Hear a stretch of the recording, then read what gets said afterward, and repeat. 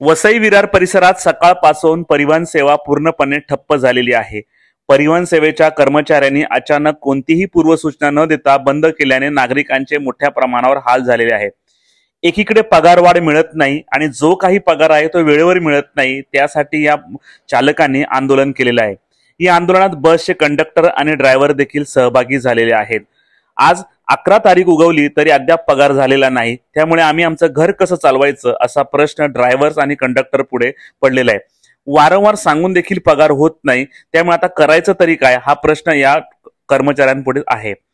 त्यामुळे आज सकाळपासूनच कामावर जाणाऱ्या चाकरमान्यांचे मोठ्या प्रमाणावर हाल झालेत, तर कॉलेज तरुणांचे देखील मोठ्या प्रमाणावर हाल झालेत। वसई फाटा ते वसई स्टेशन, नालासोपारा फाटा ते नालासोपारा स्टेशन या ठिकाणी मोठ्या प्रमाणावर बसने ये जा करणाऱ्या प्रवाशांची संख्या मोठ्या प्रमाणावर आहे।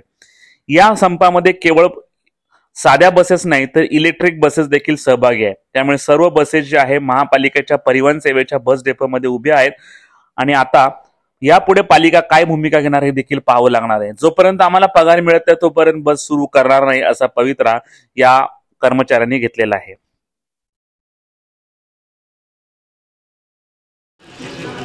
बरेच की फोन केला मैले